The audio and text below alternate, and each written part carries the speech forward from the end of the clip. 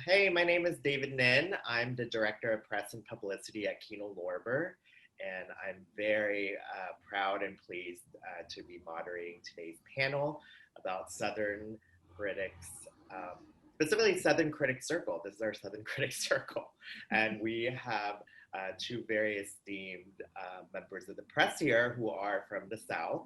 So I am just going to let them each introduce themselves and talk a little bit about where they work, their background, and where you can read them. So let's start with Angelica. Oh, awesome. I'm so happy to be here with y'all. So my name is Angelica J. Bastien. I'm a critic for New York Magazine site Vulture. I've been with them for 3 years on staff. And then before then, I was freelancing. I'm originally from Miami, but my family is from a very small town in Louisiana called Lorville that I consider my home because that's where I go back to.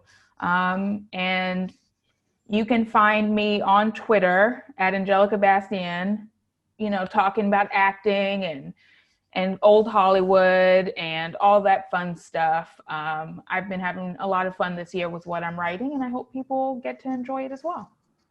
I certainly enjoy it, and I'm a huge fan, and I'm glad that we can meet virtually, even though I feel like I know you from social media, and we're going to get to that in a little bit with the things we're going to discuss.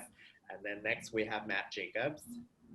Hello, everyone. I am also happy to be here. My name is Matt Jacobs. As David just said, I am the movie guru at HuffPost. I call myself a sort of reporter, critic, hybrid, do a little bit of everything. I'm originally from Lafayette, Louisiana, and I graduated from LSU. I've been at HuffPost, I lose track at this point, close to 8 years. So it's been a long journey. It all blends together when you're having fun and you're writing. I failed to mention that even though I do publicity, I too was a writer from the South. I used to be a reporter at the Dallas Morning News for 4 years, I was their style critic and writer, but I also did a little bit of film and entertainment coverage. But I think one of the reasons why they asked me to moderate this is because I've completely transitioned out of that. And, I think one of the things that we're going to definitely discuss is the media landscape and how media has changed so much. And for me personally, I actually was like, you know what, I don't know if I want to be a writer anymore. And I completely pivoted to PR. So I still get to work with writers. So I think we should start off with, I would love to hear from both of you. You both Louisiana, I'm from Texas. What shaped you with wanting to be a film writer and be a film critic, and what resources perhaps in, your youth and growing up and following film and your background, what were the resources that were there for you to shape the film that you love to watch? Maybe we start with Angelica. I can start. Yeah. So I was really lucky to go to an art high school in Miami called Design and Architecture Senior High School. And you had to basically take a major, and one of the options was film. And I had never seriously thought about film. I loved film. I grew up, as a horror and sci-fi nerd, definitely, and was very passionate about that. And my resource was both my mom sitting in front of the TV too much and the public library. Thank the gods for the public library. Yeah, seriously. Exactly. Mm-hmm. Yeah, amazing resource. And that's definitely fueled my love of the arts, not just, film, but, literature and writing in general. But I didn't seriously think about criticism till after college. I went to school, for screenwriting, and that's what really was sparking my interest in writing, and definitely shapes my understanding of the medium. And I apologize to everyone. My cat, Professor Butch Cassidy, is quite chatty. So if you hear meowing in the background, that's what that is. Both my cats have Newman related names. The other cat's name is actually Paul Newman. But yeah, so, growing up and caring about film, especially during high school, definitely shaped my understanding. And growing up in the South, it's been a really fascinating experience to see, what you bring to your writing. Like, I never thought, like, getting into criticism that, being from the South would actually aid me in a way, but it really has. Like, I remember seeing The Beguiled a couple years ago at a press screening, and immediately I knew it was shot in New Orleans. And I remember turning to another critic, Scott Tobias, and I was like, oh man, this is so obviously New Orleans, it's ridiculous. And he was like, how can you tell that when they're trying to dress it a different way? And I'm like, I can just tell, baby, I'm from the South. I know that city very well. But it's, I definitely bring my cultural background as an Afro-Dominican woman from Miami who also grew up in Laurelville. And like, you understand small towns better, you understand the rural life better, and that allows you a different perspective on film in a way that I think is vital, because let's be honest, critics on the coast, they can sound very similar to each other. It's very much a hive mind sort of mentality. So I think I'm really blessed to be in Chicago and, sorry, he got on the desk. Both in Chicago, so I'm a little bit away from that, even though I work for a huge New York magazine, named New York Magazine, I just realized. But I think those experiences in the South and like the food I grew up eating, the fact that I grew up in a really diverse environment, that all influences how I look at film and what I expect from film in a lot of ways, and television as well, since I write about both film and TV. But yeah, that's definitely been what's influenced me. And I think I've been lucky with, even though my college experience wasn't the best, I did luckily meet the right teachers who like sparked my interest in criticism. And then, after being kind of a mess for a few years after college, then I was like, oh, this criticism thing actually feels right. Maybe I should do this. And I did. Great. And you're doing it for sure. Yeah.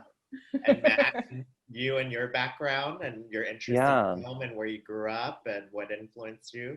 Yeah, well, I always say I was an early adopter of pop culture when I was, 6 or 7, and everybody else was asking their parents for, I don't know, a Game Boy or whatever a 6-year-old in 1996 or 7 might have been hungry for. I wanted like Ray of Light and like a trip to Blockbuster.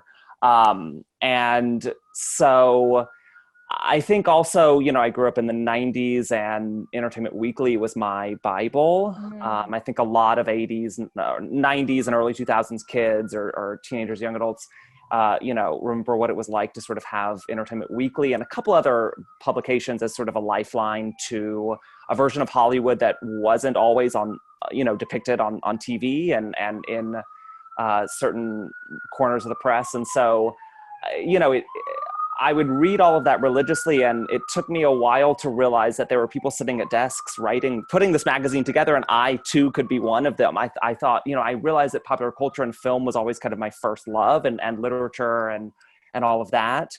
But I also knew I wasn't a performer, and so what was my sort of portal into this world? And sort of through college, I kind of realized, oh yeah, this whole film critic thing is like a profession that one can pursue. And that is what ultimately led me to New York City, was specifically the media industry more than anything else. But, I too found a lot of resources through that. I mean, I was always more interested in, the reports, what was premiering at Sundance and what was like gearing up for the Oscars and all of that. And I would like seek those movies out to whatever degree I could. Usually they'd play for like a week, maybe 2 weeks if I was lucky. So I remember like convincing my mother to take me to see The Hours when I was 12 and being like one of 3 people in the theater for There Will Be Blood on opening weekend and that kind of stuff. So I definitely had to get a little creative, but if you're geared toward that, there are ways to embrace that love at an early age. And I definitely did. Yeah. I mean, I think one of the things that you both brought up that was really interesting is that spark of curiosity, especially when you live in the South, and you definitely, I think when you grow up in the South, you see a lot of different things that people on the coast don't, and you experience a lot of things everything from racism to small town living to inequality. And, you know, I'm curious about, you know, I mean, Angelica, you were talking about you had certain teachers and you had, you know, the school was very encouraging with helping foster your talent. And Matt, you talked about, you know, your hunger for looking at Entertainment Weekly and your mother taking you to the cinema. You know, what sort of advice might you have for, and I get this all the time, it's like, how do I break out of my small town? You know, how did you work in film? How do you become a writer? I get that a lot, and I'm sure you both do too. If you had to give that piece of advice to somebody, a younger person from the South, what would you say, or maybe even say to yourself, you know, if you could go back in time? That's such a good question. Mm-hmm. You know, sometimes I think if I could go back in time, I would tell my younger self, hey girl, you want to be a critic, don't go to college. You don't need college. Like, there's this lie that you really need college, but like some of my smartest friends who write some of the best pieces, I haven't gone to college. And I feel like, you know, I would like to not be in debt at 31, but unfortunately, but I would say to somebody else who was asking for advice, I would first say, like, everybody's journey is very different. Don't think you have to go to school for journalism. Don't think you have to follow somebody else's path. I think, you know, establishing your voice at smaller publications is a smart idea. That's kind of how my journey was. Like, you know, I started seriously writing criticism at maybe like 25 or 24, 25 maybe. And I was just writing for small publications. A lot of it was free work, and I had to do, you know, have retail as my main job, or working as an administrative assistant in like an office. Like, you know, sometimes it's really hard to make a living off of writing. Yeah. So I would say, like, definitely don't rush to like go to freelance completely. Give yourself the space to maybe save up, have a main job, write on nights and weekends. That's definitely what I was doing before I went freelance full time. But also be willing to take risks, both with what you write about, how you write about it, and how you approach your career. I feel like life's too short to play it safe. Go for what you love. And when it comes to getting out of small towns, I got out because of, you know, I got out of Miami, not a small town, but I got out of Miami through a scholarship. But honestly, like, there's nothing wrong with, you know, staying with your parents for a little bit longer, saving up some money. I had to move back in with my mom, like, at, you know, in my mid-20s. Like, so I think, you know, giving yourself the space to kind of create your own vision of how your career can go is really, really important. You know, instead of following somebody else's, you know, you kind of know what advice works for you and what, you know, you want to be funneled into. But that's what I would say.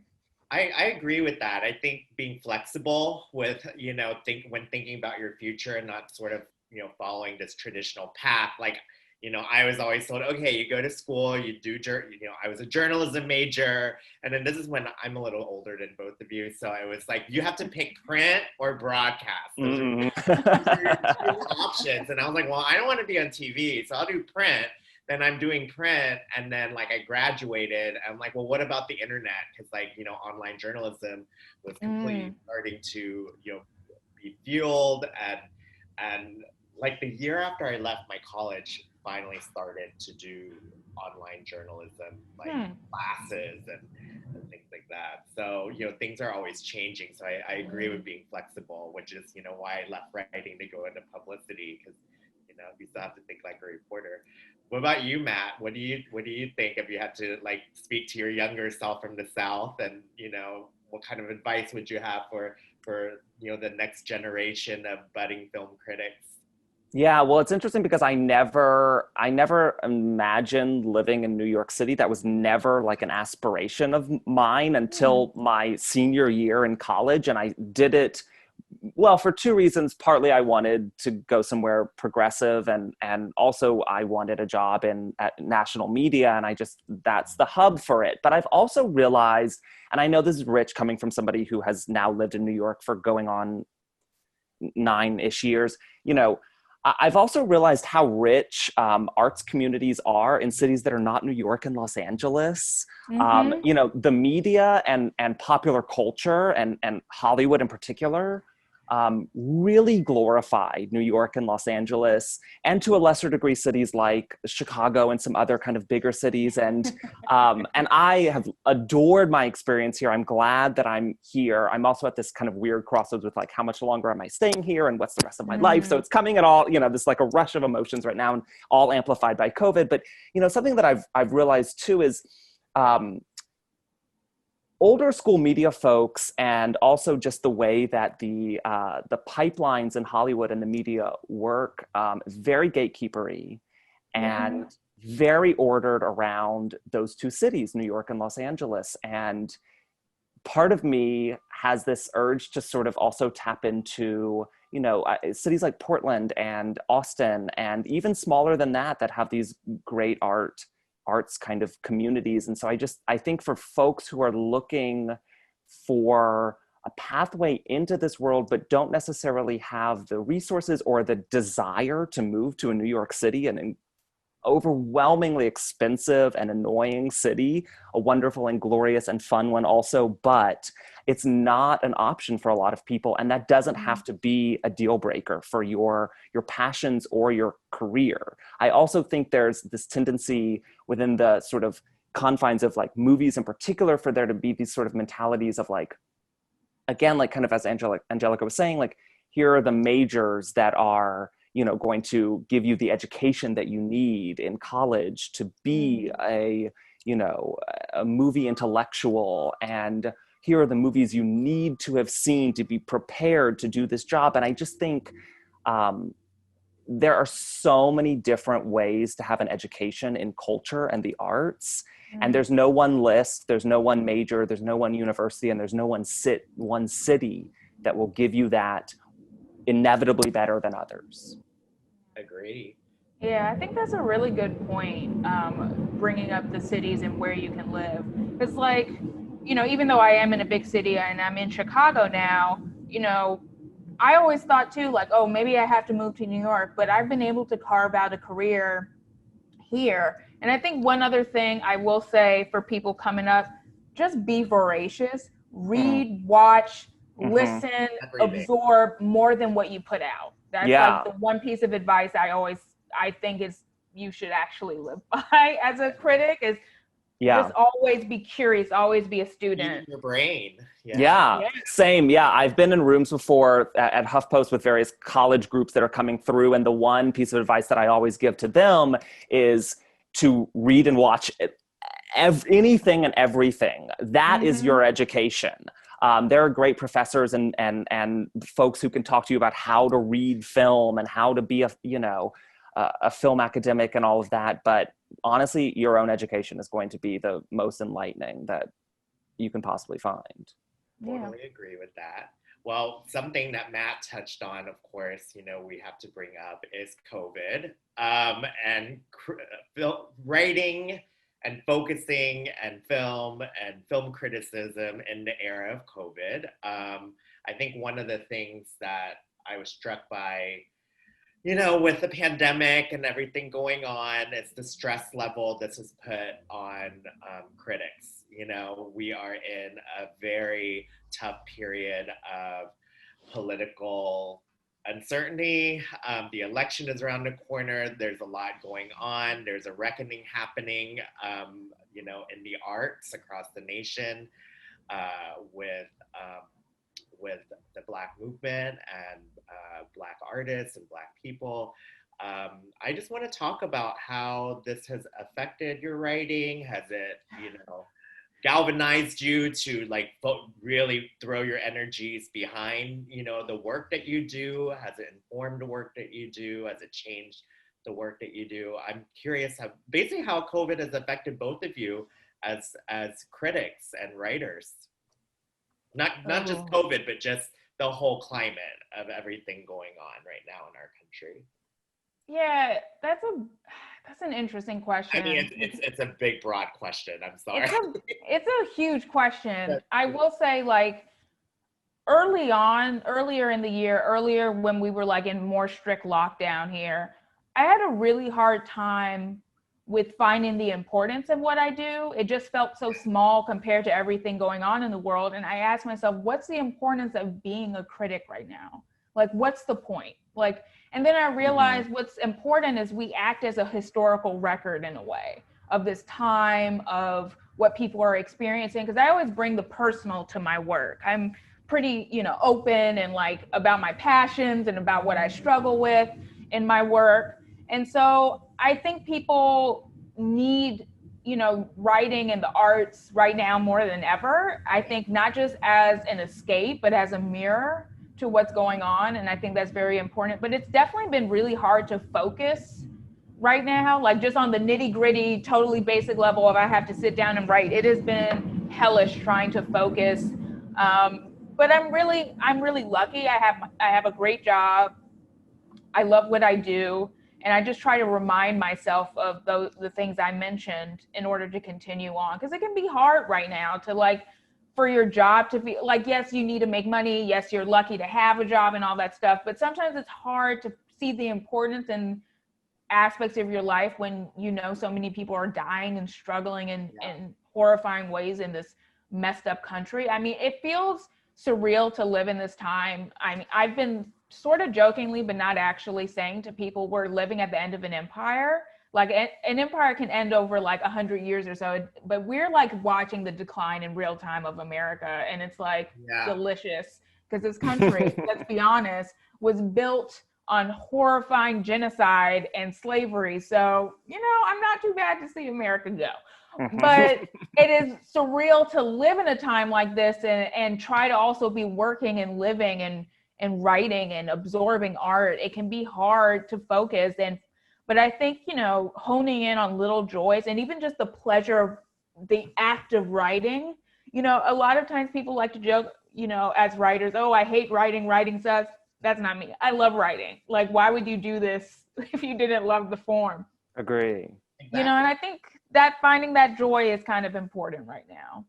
That's great. That's exactly sort of what I wanted to touch on is how, the work that you both do is needed more now than ever. It definitely holds up a mirror to society.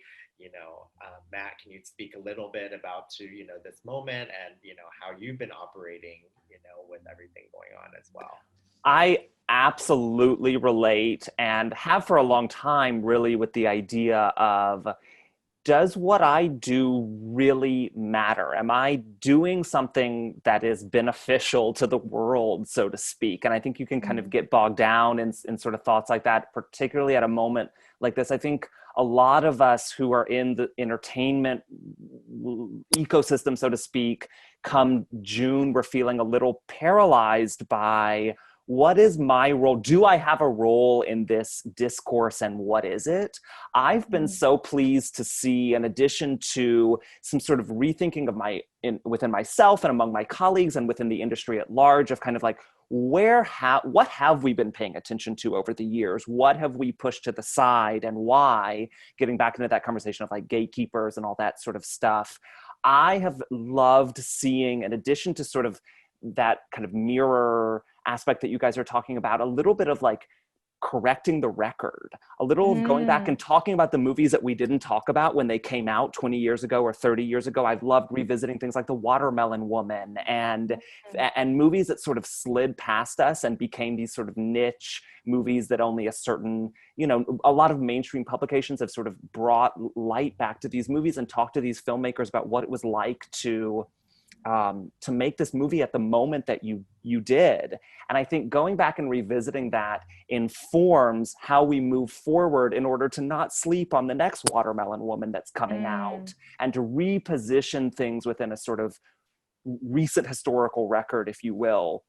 So I felt really galvanized by doing some of that and getting and letting and listening to people who didn't get a chance to speak when they should have been granted that opportunity, do so now.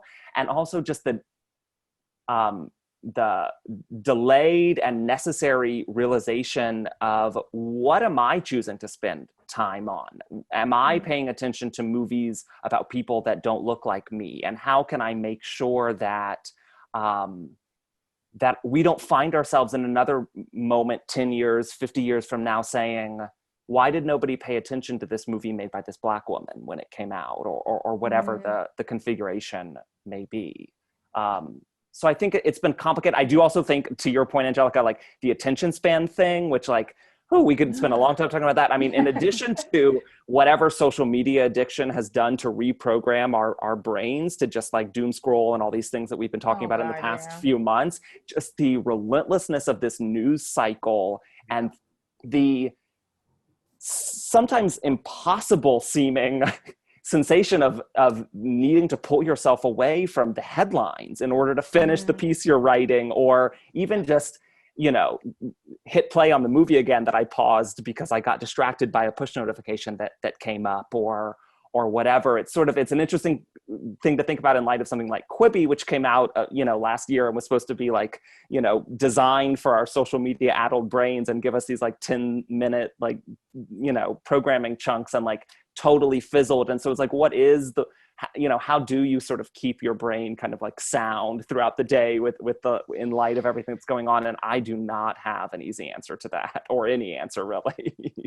Yeah, I think, let's talk, this segues perfectly into the next thing I wanted to talk about, which is the noise within the industry with, you both are pitched relentlessly, I'm sure, by every publicist, studio, distributor in the world, myself included. How do you filter through that noise? How do you filter through the noise of everything that is being put out there and aggressively pushed for you to look at so that you write about it and inform the public? What speaks to you, and what do you all look for when you decide what you want to write about? Ooh. I think some of it, that's such a wonderful question, something that I think we should always be like kind of asking ourselves and reframing. And within this, I do want to say, like, sometimes, hive mind, there's definitely groups of critics who they all cover the same film and, cover it the same way.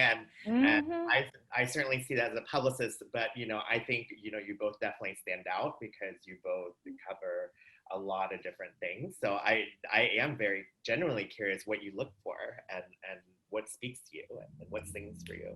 I think part of it goes back to something that Angelica and I have both touched on, which is, and it's easier said than done, but which is trying to, within the confines of, the fact that there's only so much time in the day, to try to consume as much as possible and make the most informed decisions about what is worthwhile. I mean, in my position at HuffPost, we don't have a huge culture desk at this point. I'm pretty much one of only a couple people who are really kind of movie focused. And so we don't have the hindrance of needing to be comprehensive. So if I watch, 5 or 6 movies in any given week, for example, and there are 2 that speak to me, I can throw the other 3 out the window. Of course, that then leads to some slippery slopes with like, what am I choosing about what I throw out the window and all that kind of stuff. But, I think a lot of it, when you're in a position like that, where you're not so much being assigned, like, okay, here's what's opening on Friday, you need to check off all these boxes. I think a lot of it is trying to read the tea leaves a little bit and figure out like, okay, this speaks to me. What is going to speak to the rest of the world at this moment? To just think of a movie that I adore that's sort of out right now and kind of in the zeitgeist, something like Dick Johnson Is Dead. It was a, kind of documentary hybrid that premiered at Sundance. And I sort of pinpointed it then as just like, this is a movie that on paper, it doesn't sound that mainstream. I don't know what the viewership numbers are like on Netflix. We never will, unfortunately. But I would like to think that this is a movie that can reach a really wide audience with the right people talking about it. And it does feel really exciting to get to champion a film like that is so well made and so thoughtful and invites interesting kind of discourse in light of it. So I think a lot of it is kind of trying to plot out in advance and figure out, it's a little bit of tea leaf reading. Like what are people going to be talking about, or what can I maybe help them want to talk about by covering? And you, Angelica, like what speaks to you? Yeah, when it comes to like specifically deciding what I'm going to write about, I just let my passion guide me. It's never put me in the wrong situation. I think, my taste is both very wide, but also particular. And I think I have a good knowledge base. And I think, that hunger shows in my work. But, like I love like classic Hollywood. I'm obsessed with writing about acting. Not enough critics can seriously write well about acting, I've noticed. It's like the most like mysterious part of filmmaking, because it's like so shaped by editing, so shaped what's happening on set. And if you don't know what's happening on set, that sort of influences your understanding of a performance. And I love horror and noir and things that explore identity and the slipperiness of identity and gender and sexuality. I love films that are sensual, but then I also, you can be very surprised by a movie. Recent films that like really struck me was The Nest with Carrie Coon and Jude Law, which was an acting showcase, which was amazing. And this film that's coming out, I think early next month, called Kindred. It's a British horror film. And I got to watch it about a week or so ago. And after watching so many bad Black-related horror movies, I was like, finally, some good food. Thank you. You know what you're doing. It's just such assured filmmaking and so graceful and like unnerving in a specific way. And I like to be unnerved. I like to be scared. I like to be shaken up by what I watch. I think the worst thing to watch and absorb is anything mediocre. It's also the worst to write about, because it's like, how do you write, oh, it's fine, like into a 1,000-word review? It's so hard. Like I struggled recently writing about the recent The Haunting of Bly Manor. Oh yeah. The new Netflix show from Mike Flanagan, because I was like, it's fine. Like, what do you want me to say? It's not scary. It's not doing much that it should. There's some good characters, but it's just fine.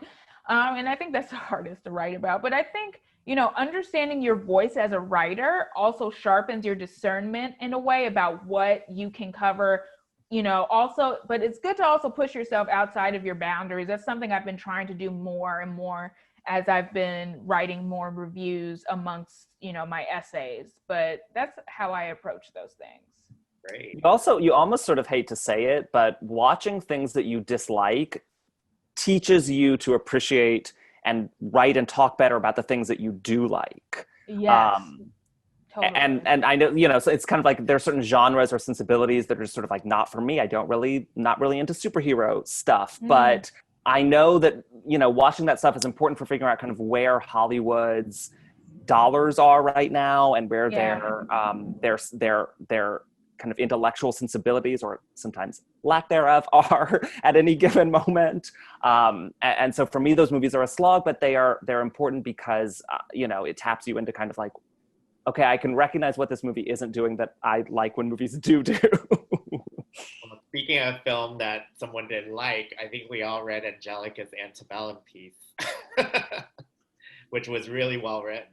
So. Thank you. That's very kind. I was tired, so I wrote, I am tired. You literally wrote that. So, I think this segues a little bit. I do follow you on social media. How do you both as critics, even, when I was in school, social was not a thing, it wasn't until like I was in the middle of being a journalist that they were like, oh, you need to start blogging and it needs to be like instant, and like, Friendster, MySpace started happening. So bringing me back. Yeah. Yeah, I've been struck by how much that's changed, especially in the news world. And I saw it firsthand within my newsroom, how people were grappling with even how to deal with social media, and you both are really good at it. So I'm curious, how does being, you're writing your pieces for your outlets, but you're also, carrying that conversation over into that space, is it do you feel, especially with Twitter and social, I think a lot of publicists talk about, where like it's important for us to find out reactions immediately and things like that. So as you both know, how does, writing as a film critic and writing your pieces, but also managing, that other aspect, like the social media aspect, how does that shape your work as well? I'm just curious, and how do people react and the activity and everything? It's kind of hard. It's hard, I think, to specifically be a female critic, but especially a Black woman critic, because people love to undermine you and act like you don't know what the hell you're talking about. And like recently, yesterday, a review of mine ran of the new Rebecca, which is horrid. And it's not good. Armie Hammer is not a good actor. And so I was like, okay, how am I going to start this? And I was talking to a friend and I said, poor Armie Hammer, who lied to him and told him that being white, tall, and rich looking was enough to create a worthwhile career in Hollywood. And my friend was like, that should be your opening for your review. And I was like, okay, I'm doing it. Now I have Armie Hammer fans posted in my mentions, telling, adding my editors and my job, saying I need to be fired, calling me heinous names. Yeah, it's terrible. But I find it hilarious because they're still sharing the work. Like, they're dumb. Like, you're sharing my links. Thank you for getting me views. Yeah. But like, social media is both fortunately and unfortunately very important. Fortunately, because part of the reason why I think my career developed the way it did is because I just became really good at Twitter and showing a different side of my voice. I'm a little bit more fun and looser on Twitter while still like reflecting my knowledge base and what I'm interested in. And, crafting that voice on Twitter and like I accidentally creating a brand, or at least, something that people can latch on to, is actually really important. I've gotten work when I was freelancer off of just tweeting about something, and then an editor is like, that actually sounds really interesting. Would you write that in a full piece? And it's like, so it's really important, but it can also be really hard to navigate. And especially, when you get a lot of attention for things, I've gotten a lot of blowback on pieces and I've just sort of made peace with it. Like when I wrote the review for Queen and Slim, which feels like forever ago, even though it wasn't actually that long ago, I got a lot of blowback because I was critiquing something that was created by and for Black people. And there's this tension with, based on what communities you're a part of, if you're not a straight, white, cis male, there's this expectation that you have to support everything that you may fall into, like, racially, sexually, and so forth. And it's just, that can be the hard part to navigate. But I've sort of like, I have thick skin. I've grown kind of numb to it in a way. I just mute a lot of people and just keep it moving. But I try to have fun on Twitter. I think that's the thing, that people should just have fun with it, be loose, be casual. Do not take it too seriously, because who knows if any of these platforms are going to exist in like 10 years. Like, so, keep it chill. That's what I say when it comes to social media. And that's how I try to navigate it. Yeah, eventually all these tweets that we care so much about right now are going to be wiped off the face of the earth, and nobody will be able to find them again. And, a few years from now when the company goes under or whatever's going to, or gets bought or whatever's going to happen. David, you mentioned something interesting with the kind of like publicists monitoring this sort of quick feedback reactions, which is particularly, yeah, I know. Oh, I know.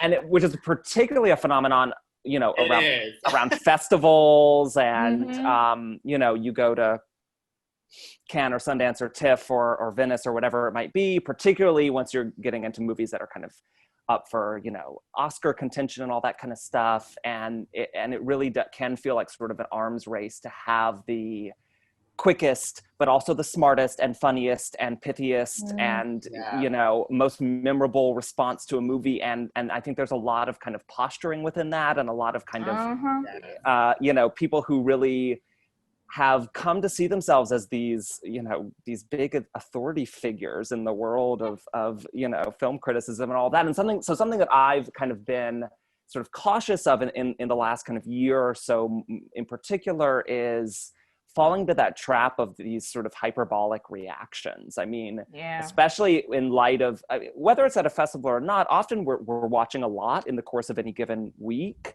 And when you watch a lot, it can really, I mean, anything that you watch can take a while to kind of sink in, to really get your teeth on. And, as Angelica was saying, about kind of like sitting down, how do I parse through these thoughts? How do I turn this into a thesis? How do I get started? And yet we've also kind of trained ourselves to do these like instant, pithy reactions that tend to often either inflate or deflate the value of a movie. So, if I'm in the middle of the Toronto Film Festival one year and I'm on movie, 10, day 3, movie 10, whatever it might be, and suddenly I've seen something that in comparison to everything else that I've seen seems pretty damn good, I might call it, this, tour de force, this hyperbolic kind of thing, when I look back later and I go, oh, all right, like I overblew that one a little bit, or I was too harsh on that one. I think there's a lot of this, and I think in particular, with regard to the way that we've seen discourse around movies play out in recent years, a lot of people tweeted pretty positively about like Green Book, for example, when it premiered at TIFF, and then went back to those tweets 2 months later and tried to pretend that they didn't exist. People who said, oh, this movie, like, it's entertaining. It's like a throwback to like the studio movies that were made in the 90s and blah, blah, blah, And then a couple months later would try to sort of be like, oh, actually, this movie's about a white savior. And I don't know, I don't want, don't associate me with it. And so I think a lot of that is just kind of the awareness that like Twitter moves faster than our individual brains are meant to move. And we need space to think about things and not compete against one another to have the best and quickest and funniest reaction to something. And I also think there's a trap that a lot of journalists fall into because media has sort of formed this hub around Twitter in particular, social media more broadly, but Twitter in particular, where sometimes I wonder, am I writing this for the people who follow me on Twitter, or am I writing this for the people who go to HuffPost.com to read about whatever's going on that day? I follow a lot of film-oriented people who have a certain level of interest and knowledge about the subject that I'm writing about. I may be able to speak to them through this, but am I speaking to the average reader? And where is that line between those two things? And I think some of that has just become a bit muddy in recent years. And I know I see a lot of posts where I'm like, you wrote this because you saw 2 people tweet about it and thought it was thing.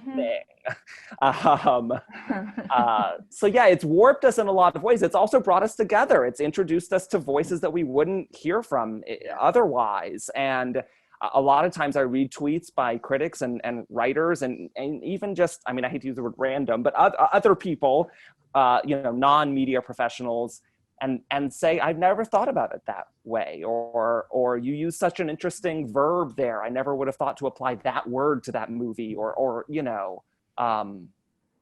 but I definitely think Angelica's right. I mean, you do have to have a little bit of a thick skin, and you do have to, at some point, remind yourself, this doesn't really matter. Well, I think with film critics, you almost become a public figure at that point. Yeah. With film lovers who are all following you, many don't even know, who feel, hey, I can communicate and react to this person immediately. And so I'm sure you both have to deal with blowback and celebratory, as well, celebratory support as well. So yeah, the validation system of it is very complicating. I mean, it is. Love to get the good feedback, but with the good comes the bad, and if you value the good, where do you place the bad? And it's a lot. It's really tricky. Yeah. But you also bring up this good point about who am I writing for? And I'm always very conscious of the fact that I am not writing for other critics. I do not want to write for other critics. I think that creates some of the stuffiest, worst writing in our field, is writing specifically for other journalists, and like the small Twitter feels big, but it's actually really small. Yeah. And it's a good thing to remind yourself of that. I like to kind of approach pieces maybe a little weirdly, but sometimes I think of a piece as a love letter to a friend. Like I'm writing it for an audience of one, I think that specificity can sometimes really help. Like when you have like a friend in mind or a group of friends, like I try to like I think that maybe that's why I'm able to create maybe an intimacy I think people feel like they have with me for whatever reason. Which is a good thing. I want people to feel like it's an intimate conversation that I'm having with them as a reader rather than, you know, a broad audience piece. But it's still speaking to people, obviously. But I think that makes writing more fun for me. It's like, you know, coming up with this idea of like, oh, I talked about this with a friend. I want to write this piece for them. I want them to enjoy this piece. And that can allow you a looseness of language and a casualness and a sense of play that maybe you wouldn't get if you're like, oh, I'm writing this for the audience of Vulture. But I know Vulture people will be into it because I'm, you know, writing on the level that I assume they have pulp culture knowledge and they're curious. And that's how all my friends are. And so it's like, you know, I don't know. That's how I approach. Maybe it's a little weird to kind of approach writing as a journalist like that, but it makes it fun for me. I think one of the things that's really interesting too is you both write for very, very well-known sites.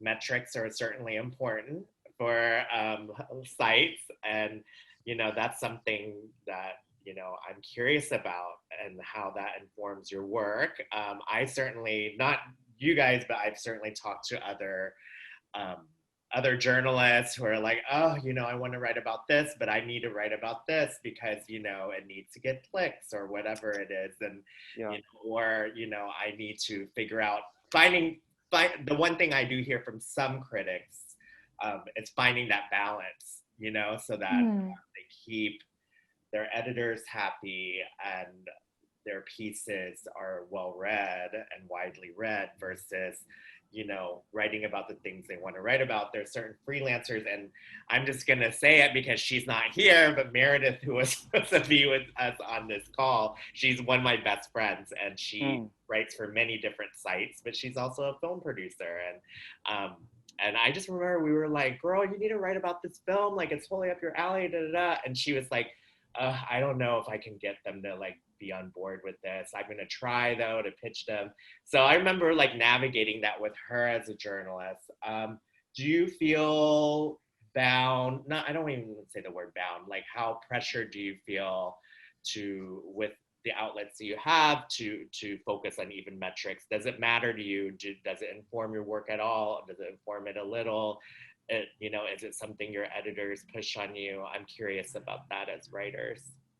I'm going to say I'm very lucky. And I may sound a little full of myself for a moment, but and like a little too lucky. But while I do pay attention to metrics, and, you know, in a certain way, it doesn't necessarily inform my writing on a gut or a textural level. Like, I don't let it sway me to not write about something.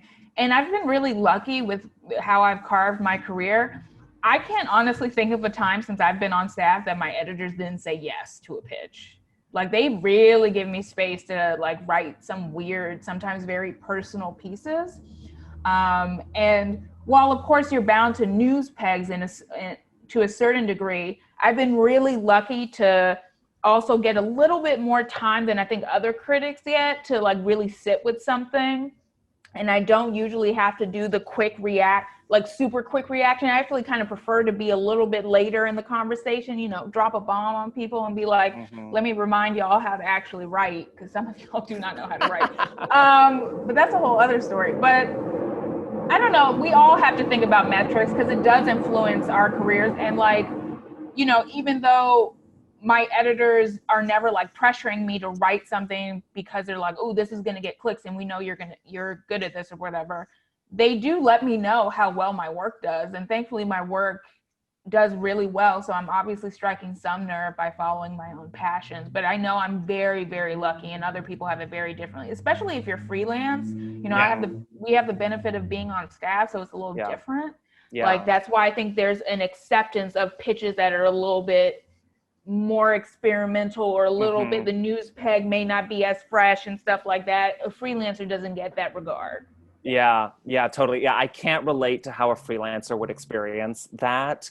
And I've been in my position for so long that I similarly, I'm very lucky to have almost total autonomy over what I do. Of course, so then it becomes incumbent upon me to make sure that I'm sort of spending my time on things that will resonate somewhere. And as I was saying earlier, I'm far less interested in the big, huge movie that Marvel's about to put out than I am in something like, The Nest or Dick Johnson Is Dead or some of these smaller things that we've mentioned. And of course, the metrics on average, don't align with that the way they would with the, Avengers behemoth that's coming out. But I will say I'm often, there are surprises to be found within within metrics all the time. There are pieces that I write that I think are, just an example, earlier this year, I profiled Delroy Lindo, and, he was giving a slew of interviews when Da 5 Bloods came out in June. And I held mine for a couple weeks after the movie came out and talked to some secondary folks and went beyond just doing kind of like the bare bones, like, here's a Delroy Lindo Q&A or whatever, and actually made it a real kind of profile with some substance in it. And by waiting a little bit and adding some extra texture to it, it's one of the clickiest things it's one of the most trafficked things I've written this year. And that really caught me off guard. I know I've loved Delroy for a long time, and I know a lot of people do know his name. He's also not, it's not Brad Pitt, and I thought it would be just another thing that I, filed, and it really resonated with people. So I think even when you get into that territory of, I'm covering this person or this movie that isn't the quote unquote clickiest name in the world, I think there are surprises to be found within metrics and what people are actually interested in reading. And it's not always as conventional as we might assume it is based on, comparing that to like box office numbers or Billboard charts or whatever these kind of more statistical metrics of what's popular, which, aren't even really that reliable anymore, given how splintered different, consumption habits are.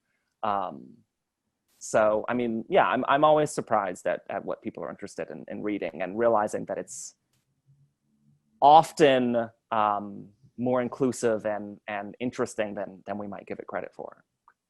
I think this segues also into, you both are at really amazing sites. How did you, can you talk a little bit, since this panel really is supposed to be about, coming from the South, how did you both climb that ladder? How did you get your start? Where did you work at before your places, and how did you get there? And what were some of the maybe tough or celebratory lessons you learned on the way to HuffPo and Vulture, coming from the South? Climbing the ladder. I'm still climbing the Yeah, ladder.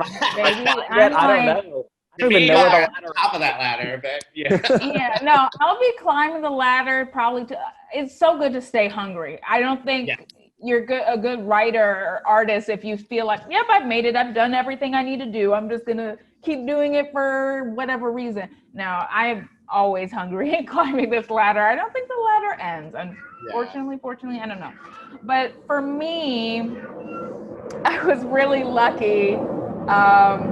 So I was working retail, working odd jobs and everything, multiple jobs, and writing on the side. And I ended up writing for free for this publication that now pays, and I recommend to everybody.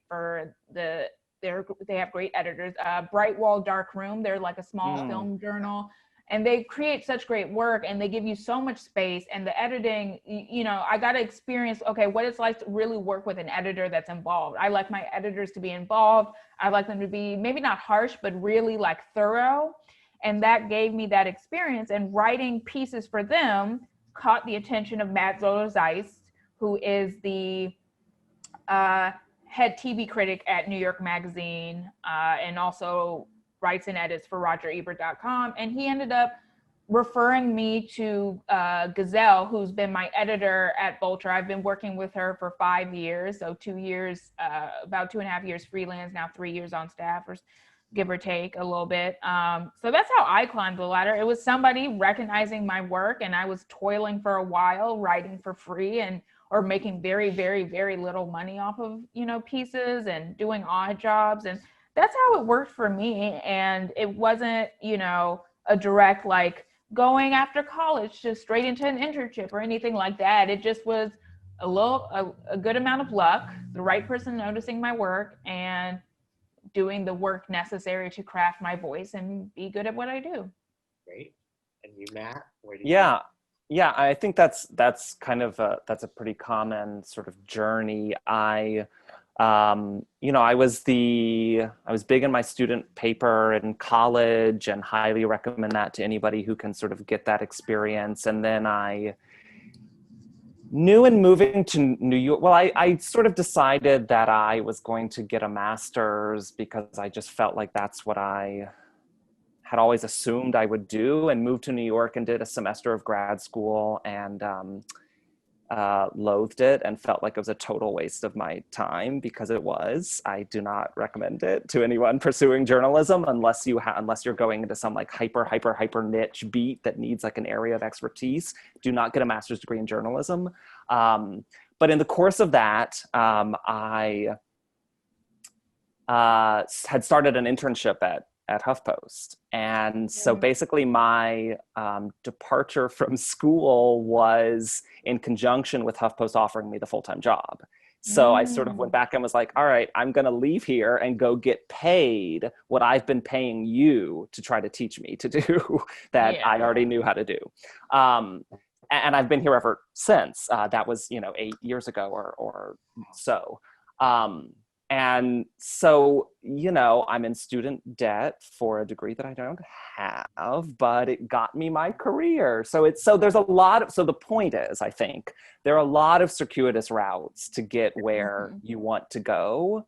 Do I regret that enrollment in grad school? Like, yes and no. And I think,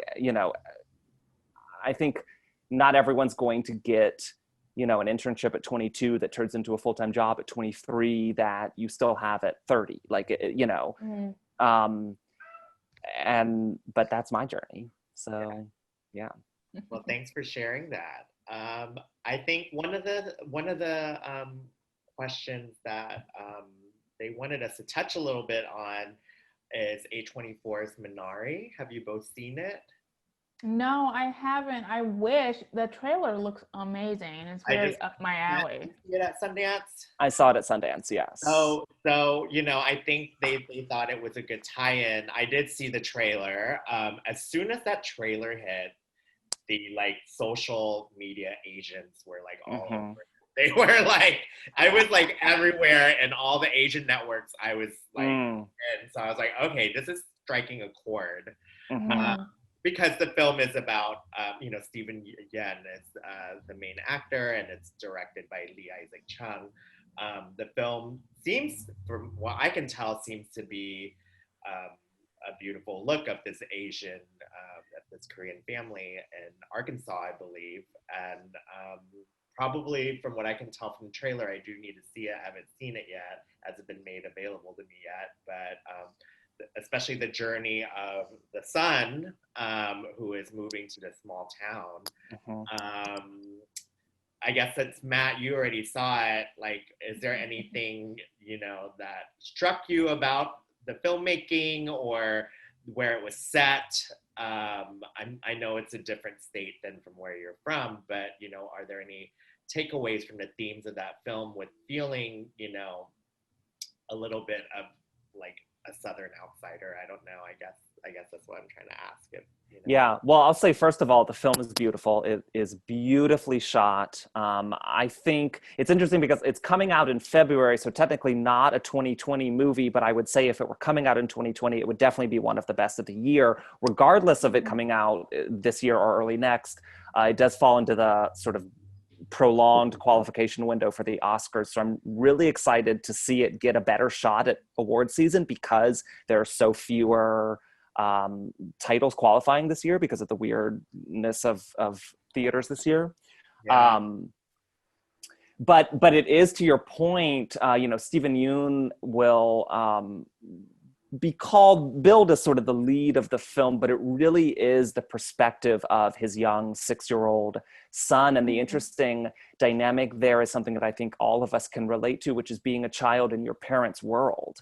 This is a family that has immigrated from Korea, and the fact that they've set up shop in Arkansas, where Stephen Yoon's character wants to build this, purchases this trailer on this plot of land where he wants to build a Korean garden with Korean fruits and vegetables and turn that into his business. That's sort of his version of the American dream, is achieving this garden that he can run and source this food locally and all of that, which is, sounds a lot easier said than done. And so it presents this 6-year-old boy who is sort of along for the ride of his parents' complicated journey toward achieving financial and cultural stability, and the way he doesn't really have a say in any of it. And that is so resonant with all childhoods, particularly ones where you've been sort of throttled from one place to the next, and you're in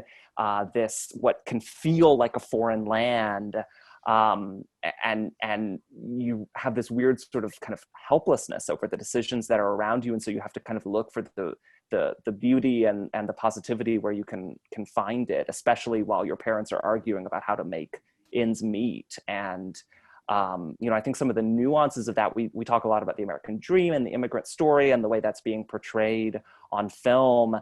And I think filtering it through this kind of intergenerational lens, and the fact that when Minari ends, when any story like this ends, it's going, the questions that I have are, what are the long-term effects of this on the kid, positive and negative? And because it's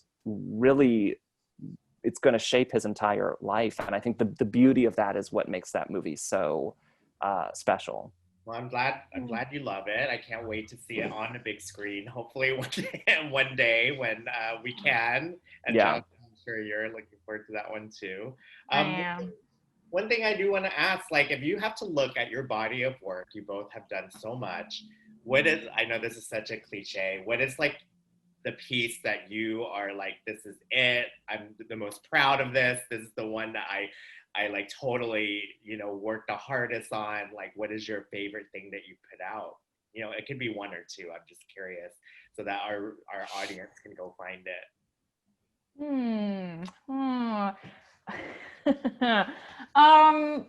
That's hard to answer because I feel like I'm always besting myself as a critic. So usually my favorite thing is the most recent thing I wrote. That sounds so full of myself. I apologize, but that is how I feel. There's definitely pieces I'm super proud of. I'm really proud of the reviews I've been doing in the past year. I think my review work has really excelled. And I am really proud of two of the more recent reviews I've done, the Antebellum review you mentioned earlier, and the review for Rebecca. Beyond that, I wrote a piece about 3 years ago that's very personal to me about crazy ex-girlfriend and my own hospitalization in a mental hospital.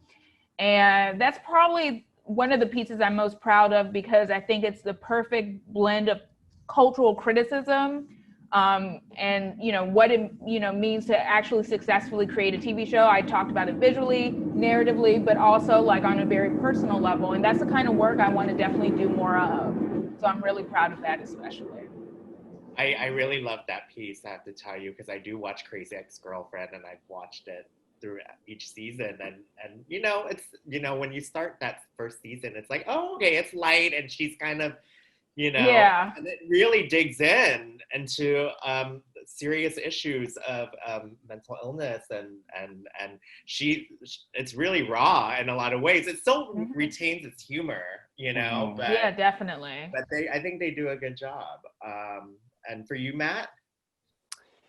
Yeah, I mean, it's interesting, because I do reporting and criticism, it always kind of feels like I'm sort of drifting in two different camps, and it's kind of like, what are the ones that are sort of the most memorable for me? And often they tend to revolve around meeting people that I really love. I think the thing that I love more broadly about what we do is the chance to write about a little bit of everything. Technically we're writing about film or TV, pop culture, whatever, but within any one given film, show, artist, etc., bubbles up 1,000 different topics. So you're writing about a movie like, Dick Johnson Is Dead, to go back to one we've referenced. You're writing about relationships between parents and their children. You're writing about dementia and aging and mental health. You're also writing about beautiful cinematography and humor. And so you get to kind of tackle all these different things. So I think when I think back about those, it's the ones where I was able to touch on sort of 1,000 different subtopics within my main topic, one of which I think is an essay that I wrote. Actually, David, you and I talked about this last year, I think, when I wrote it, which was about Madonna, who is somebody who means a lot to me, and who I also think has an incredibly imperfect and particularly of late messy career, but whose influence you cannot deny on culture and the world and feminism and everything. And, it's very personal to me, the way that people talk about her, because she is somebody who people really love to hate. And I find that to be a really fascinating phenomenon.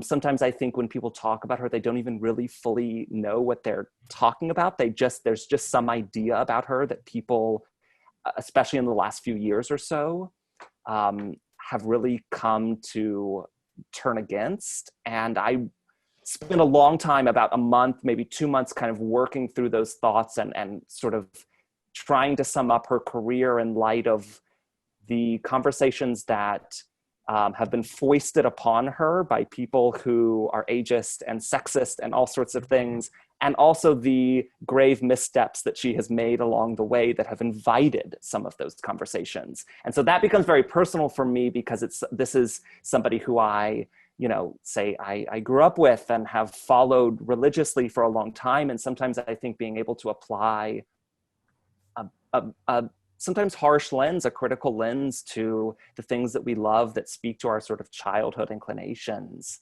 can be such a personal act. And then to put it out on Twitter or whatever and have the validation of people who understand what you're saying, and also the people who will never understand what you're saying and maybe use your words against you or I'm on a private queer Madonna thread, and beautiful. Nonstop. I'll have to interview you. Yeah, please. We have a couple of minutes, and I'm just going to ask a last question. I think we covered so much ground. I'd love to know more, as critics, who are some of your influences?